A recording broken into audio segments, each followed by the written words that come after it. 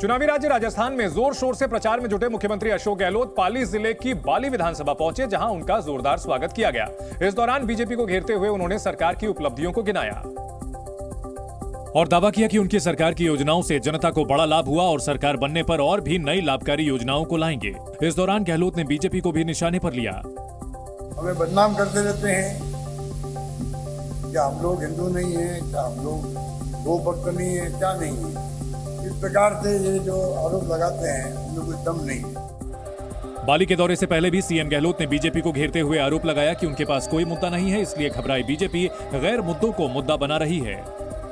BJP बारे में कोई इश्यू नहीं है खिलाफ बोलने का, नॉन इश्यू को इश्यू बना रहे हैं और अब वो समझ गए कि हमारी दाल गल नहीं रही है, हम इनको जवाब दे नहीं पा रहे हैं। गहलोत ने बीजेपी पर लोगों को धर्म के नाम पर भड़काने का आरोप भी लगाया। कांग्रेस नेता आचार्य प्रमोद कृष्णम ने अपनी पार्टी और इंडिया गठबंधन पर निशाना साधा। उन्होंने कहा कि पार्टी का हिस्सा होने का मतलब यह नहीं है कि सच को सच और झूठ को झूठ ना कहा जाए। प्रमोद कृष्णम विधानसभा चुनाव में स्टार प्रचारक न बनाए जाने से भी नाराज दिखे। हो सकता है उन्हें हिंदुओं के समर्थन की जरूरत ना हो। इस दौरान उन्होंने ये भी कहा कि कांग्रेस में कुछ नेता हैं जो राम विरोधी हैं और नहीं चाहते कि कोई धर्मगुरु पार्टी में रहे। मैंने महसूस किया है कि कांग्रेस में कुछ ऐसे नेता हैं जिन्हें राम मंदिर से नहीं, राम से भी नफरत है। हिंदुत्व से नहीं, हिंदू शब्द से नफरत है। हिंदू धर्मगुरुओं को अपमान करना चाहते हैं। उनको अच्छा नहीं लगता कि कोई हिंदू धर्मगुरु पार्टी में रहे। कांग्रेस नेता ने कहा कि राम मंदिर को रोकने की जो कोशिशें हुई उससे सनातन धर्म को मानने वालों की आस्था को ठेस पहुंची। जो राम से नफरत करता हो वो हिंदू नहीं हो सकता। उन्होंने कहा कि अभी छिपा नहीं है कि राम भक्त कौन है। प्रमोद कृष्णम ने यह भी कहा कि इंडिया गठबंधन नाम की कोई चीज नहीं बची है, क्योंकि सब एक दूसरे को गाली दे रहे हैं। मध्य प्रदेश के पूर्व मुख्यमंत्री कमलनाथ ने सामाजिक सुरक्षा पेंशन को लेकर शिवराज सरकार पर निशाना साधा है। कांग्रेस नेता कमलनाथ ने सामाजिक सुरक्षा पेंशन पर सवाल खड़े किए। उन्होंने सोशल मीडिया प्लेटफॉर्म एक्स पर दावा किया कि शिवराज सरकार ने 50 लाख से ज्यादा असहाय बुजुर्गों, दिव्यांगों और विधवा बहनों को हर महीने मिलने वाली सामाजिक सुरक्षा पेंशन को महीनों से रोक रखा है। पीएम मोदी के कांग्रेस नेताओं की कुर्ताफाड़ राजनीति पर कसे गए तंज पर कांग्रेस ने पलटवार किया। एमपी विधानसभा में नेता प्रतिपक्ष डॉक्टर गोविंद सिंह ने कहा कि पीएम मोदी पहले अपनी पार्टी पर ध्यान दें, बीजेपी के लोग दूसरी पार्टी में शामिल हो रहे हैं। एमपी के सीधी जिले में हुए आदिवासी पेशाब कांड में मौजूदा विधायक केदारनाथ शुक्ला ने बीजेपी प्रत्याशी और सीधी सांसद रीति पाठक पर गंभीर आरोप लगाए। उन्होंने कहा कि रीति पाठक ने सीधी से चुनाव लड़ने के लिए पेशाब कांड का पूरा षड्यंत्र रचा।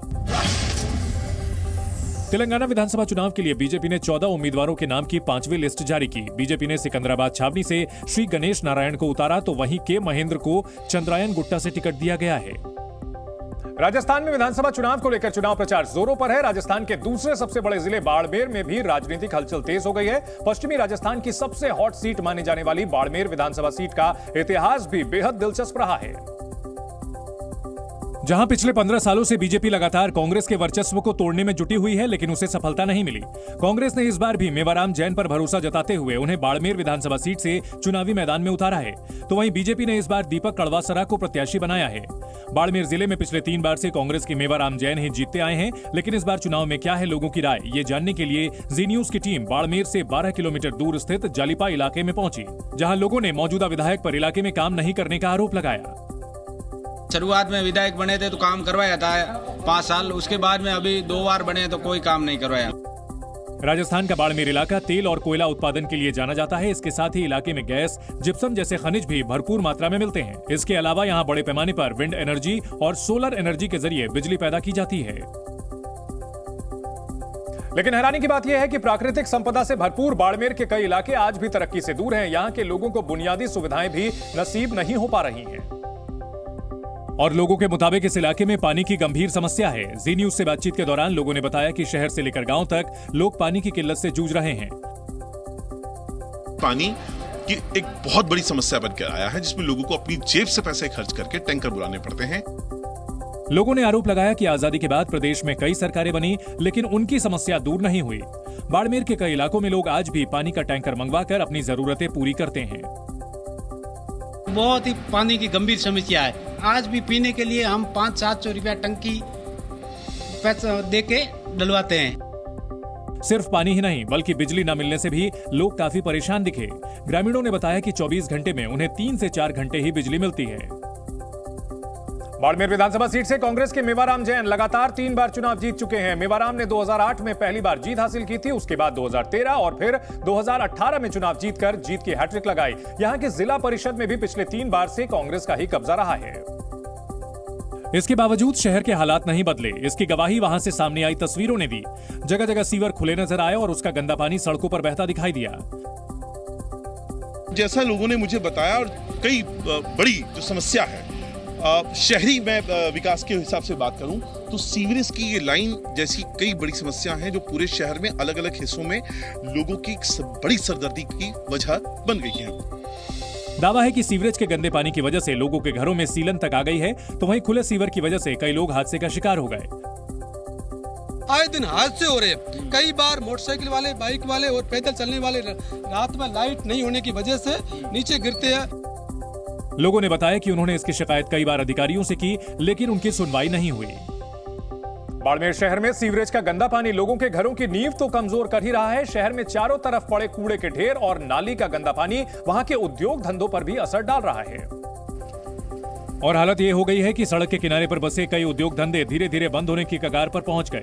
जी न्यूज से बातचीत के दौरान दुकानदारों ने बताया कि सड़क पर बह रहे गंदे पानी की वजह से लोगों ने उनकी दुकानों पर आना छोड़ दिया।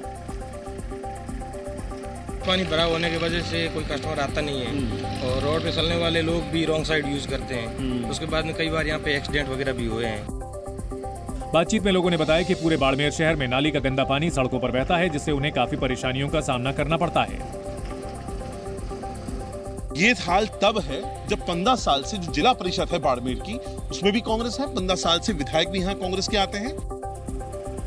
हालांकि सीवरेज की समस्या के समाधान के लिए ट्रीटमेंट प्लांट भी है, लेकिन बताया गया कि वो भी ढंग से काम नहीं कर रहे। शहर का हाल जानने के बाद जी न्यूज की टीम बाड़मेर से करीब 60 किलोमीटर की दूरी पर स्थित शिव गांव पहुंची। ये वही गांव है जहां के किसानों ने बिजली नहीं मिलने से नाराज होकर आंदोलन किया था। और इस बार विधानसभा चुनाव में भी यहां बिजली का मुद्दा एक बार फिर गर्माता नजर आया। इस इलाके में जीरे की फसल बड़े पैमाने पर होती है, लेकिन बिजली कटौती की वजह से किसानों को काफी दिक्कतों का सामना करना पड़ता है। लाइट हमारे को 2.5 से 3 घंटे ही मिल रही है, जबकि सरकार है वो 12 घंटे, 6 घंटे, 200 यूनिट फ्री, सब कुछ बिल्कुल फर्जी है। हालांकि कई किसानों ने अपने अपने खेतों में मोटर लगा रखी है, लेकिन बिजली की आंख मिचौली की वजह से कई बार उनकी मोटर जल जाती है, जिससे उन्हें भारी नुकसान उठाना पड़ता है, क्योंकि एक मोटर को ठीक कराने में 20 से 25 हजार रुपए तक खर्च आता है। 3.5 घंटे बिजली मिलती है अभी मुश्किल से, वो भी ट्रिपिंग में आती है और बार बार ट्रिपिंग आने से किसानों की मोटर जलती है। वो एक मोटर तैयार कराने में 22,000 से 23,000 रुपए का खर्चा आता है। यह हाल तब है जब बाड़मेर में विंड एनर्जी और सोलर एनर्जी बड़े पैमाने पर पैदा की जा रही है, लेकिन इसका फायदा इलाके के किसानों को नहीं मिल पा रहा है। राजस्थान के दूसरे सबसे बड़े जिले बाड़मेर में इस बार चुनाव में 2 सबसे बड़े मुद्दे हैं, और वो है पानी और बिजली की समस्या। बाड़मेर जिले में ग्राउंड रिपोर्ट के दौरान जी न्यूज की टीम शास्त्री नगर इलाके में पहुंची। और बाड़मेर का शास्त्री नगर वो इलाका है जो पानी की कमी से बुरी तरह से जूझ रहा है। इलाके के लोगों ने बताया कि उन्हें हफ्ते में सिर्फ 1 या 2 बार ही पानी मिल पा रहा है, और वो भी कुछ मिनटों के लिए। लोगों ने बताया कि पानी का टैंकर मंगवाकर वो अपनी जरूरतों को पूरा करते हैं। ये शास्त्री नगर है और जो मुझे बताया गया तकरीबन 40 साल पुरानी ये आबादी है जो यहाँ पे रह रही है, और अभी भी इस आबादी को पानी की समस्या से जूझना पड़ रहा है। इतना ही नहीं, इलाके के लोगों ने अधिकारियों और पानी माफिया में मिलीभगत का भी आरोप लगाया। लोगों ने सवाल उठाते हुए पूछा कि सप्लाई का पानी नहीं आता है, लेकिन फोन करने पर 2 मिनट के अंदर ही पानी का टैंकर कहां से आ जाता है। हर घर में 2-3 ट्रंक आते हैं पर महीने, परंतु ये ट्रंक कहां से आते हैं ये नहीं समझ में आते। नल में पानी नहीं आता है, ट्रंक भर के लेके आ जाता है। लोगों ने पानी की समस्या को लेकर कई बार विधायक मेवाराम जैन से बात की, लेकिन उन्हें हर बार भरोसे के सिवा कुछ नहीं मिला। बाड़मेर विधानसभा सीट पर पिछले 3 बार से कांग्रेस का कब्जा है। हालांकि इस बार बाड़मेर विधानसभा सीट का परिणाम किस पार्टी के पक्ष में जाएगा, इसका पता 3 दिसंबर को ही चल पाएगा। लेकिन चुनाव से पहले इलाके में विकास के मुद्दे को लेकर लोगों में काफी आक्रोश नजर आया, तो वहीं सरकारी योजनाओं पर भी लोगों ने सवाल उठाए।